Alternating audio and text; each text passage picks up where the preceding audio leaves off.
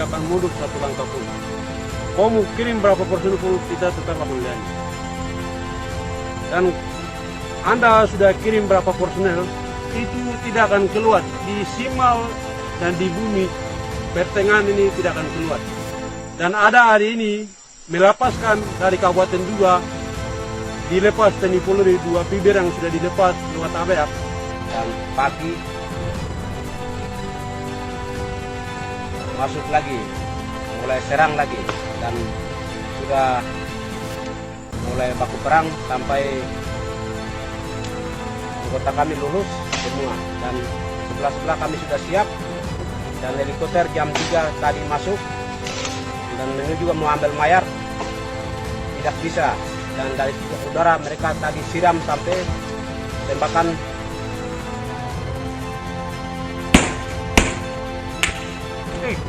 Satu kali. Ada.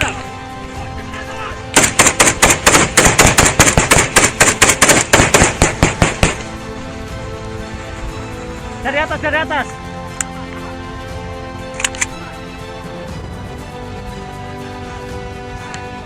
Adik. Kau siapa begini? Kendan, sabar, kendan.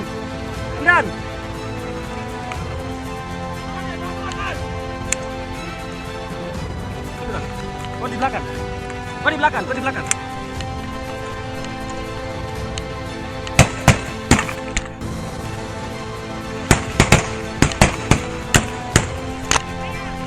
Maju!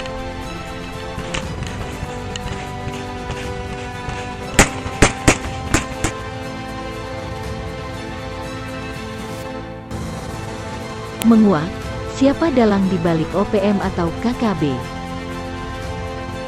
Organisasi Papua Merdeka, OPM atau yang sekarang, bertransformasi menjadi KKB kelompok kriminal bersenjata di Papua adalah istilah umum bagi gerakan pro-kemerdekaan Papua yang dipicu atas sikap pemerintah Indonesia sejak tahun 1963. Menurut peneliti kajian Papua di Lembaga Ilmu Pengetahuan Indonesia atau yang sering disebut dengan Lembaga LIPI, mengatakan bahwa gerakan pro-kemerdekaan Papua merupakan imbas dari perlakuan tidak adil yang diterima masyarakat Papua dari pemerintah Indonesia yang dianggap represif atau bersifat menekan pada pemerintahan era Soeharto.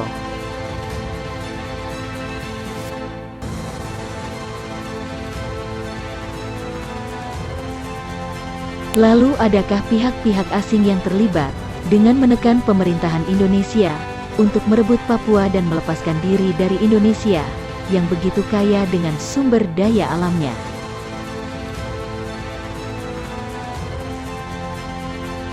Ini terbukti saat Soeharto mengeluarkan Undang-Undang Nomor 1 Tahun 1967, Undang-Undang Nomor 1 Tahun 1967 tentang penanaman modal. Undang-undang itu asing rupanya telah disahkan sejak tanggal 10 Januari tahun 1967. Awal tahun 1967 tersebut Soekarno sebenarnya masih menjadi presiden, namun kekuasaannya sudah tergerogoti sejak awal 1966. Sejak tanggal 25 Juli tahun 1966 hingga tanggal 17 Oktober tahun 1967, Soeharto adalah ketua presidium kabinet yang menguasai pemerintahan menyusul keluarnya surat perintah tanggal 11 Maret tahun 1966.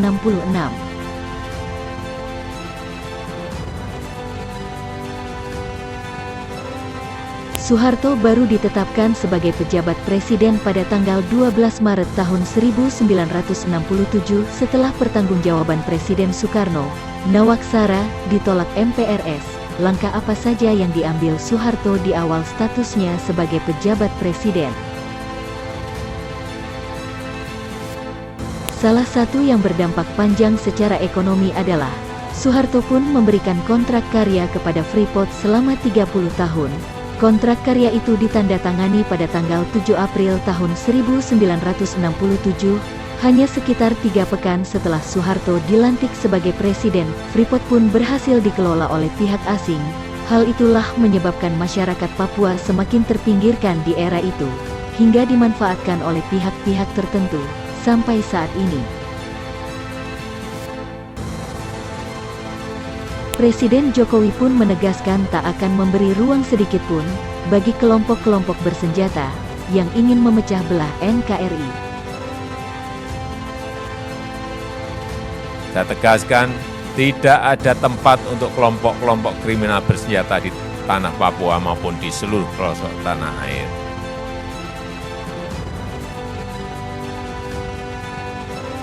Salah satunya negara Vanuatu yang selalu memberi dukungan, yang ingin Papua Barat melepaskan diri dari NKRI dalam sidang PBB atau Perserikatan Bangsa-Bangsa yang diselenggarakan di kota New York, Amerika Serikat. Tampak Perdana Menteri Vanuatu yaitu Bob Lohman membicarakan tentang pelanggaran hak asasi manusia di Papua saat berpidato secara virtual dalam sidang Majelis Umum PBB yang diselenggarakan pada tanggal 27 September tahun 2020 waktu setempat. Ia pun lebih lanjut mengungkapkan, di wilayahnya banyak masyarakat yang menderita lagi-lagi mengatasnamakan pelanggaran HAM. Namun, hal itu langsung ditepis oleh sosok diplomat muda perwakilan untuk Indonesia di sidang Majelis PBB, yaitu Silpani Austin Pasaribu. Ia nampak membalas tudingan-tudingan dari Perdana Menteri Vanuatu itu dengan kata-kata menohok.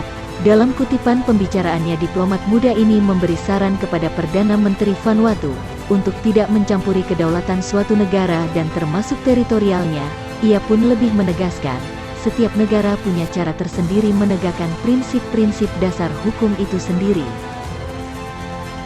It is shameful that this single country continues to have excessive and unhealthy obsession about how Indonesia should act or govern itself. The accusation of human rights is typical. A tall tale that they sell and stage over the years in the hall. Let me tell them, you are no representation of the people of Papua. And stop fantasizing of being one. Adapun salah satu tokoh penting Papua, Beni Wenda, adalah pemimpin kemerdekaan Papua Barat dan Ketua Persatuan Gerakan Pembebasan Papua Barat. Dia adalah pelobi internasional untuk kemerdekaan Papua Barat dari Indonesia. Dia tinggal di pengasingan di Inggris. Dalam wawancaranya, ia tampak menuding dengan mengatakan kegagalan meyakinkan dunia untuk rakyat Papua Barat. Bahkan lebih lanjut ia mengatakan, nasib rakyat Papua dikorbankan, dan tidak memungkinkan membangun rakyat Papua di dalam Indonesia. Bahkan di lain hal, Beni Wenda pernah mengklaim bahwa dirinya presiden sementara Papua Barat. Namun, hal itu ditolak oleh masyarakat Papua. Saya pikir mereka sendiri tidak sanggup untuk meyakinkan dunia, sehingga mereka harus itu fail. Situasi Aceh dengan Papua beda, Timur juga beda, sehingga Papua ini nasib rakyat bangsa Papua itu dikorbankan atas interest daripada Indonesia dan Amerika juga Belanda, sehingga tidak akan pernah membangun Papua di dalam Indonesia. Harusnya kita sebagai anak bangsa turut serta menjaga keutuhan NKRI dan tidak mudah terperangkap oleh iming-iming dari pihak tertentu, karena sesungguhnya itu hanya manipulasi untuk menggerogoti sumber daya alam yang terdapat dalam setiap sudut di bumi Indonesia. Soekarno itu selalu mengatakan, jangan kita obral itu, nanti kalau sudah siap, kita siap baru kita kerjakan sendiri. Tapi setelah Soeharto berkuasa kan semua diobral. Papua asli di tanah Papua, orang Jawa 2 saja yang bangun Papua. 1, Gubernur Irian dulu, Pak Akob Sainar. Kedua, Bapak Jokowi. Itu dan harus orang Papua catat.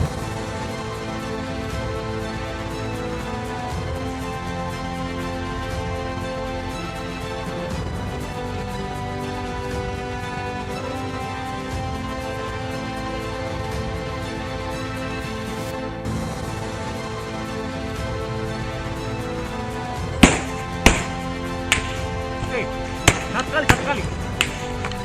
Ada.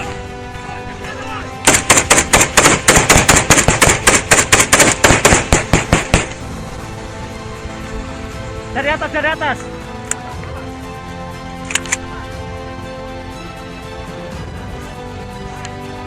Adik. Siapa begini? Kendan, sabar Kendan. Kendan.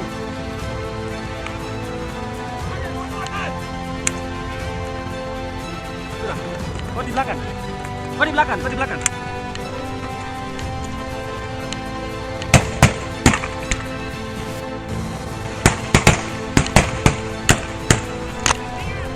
Maju!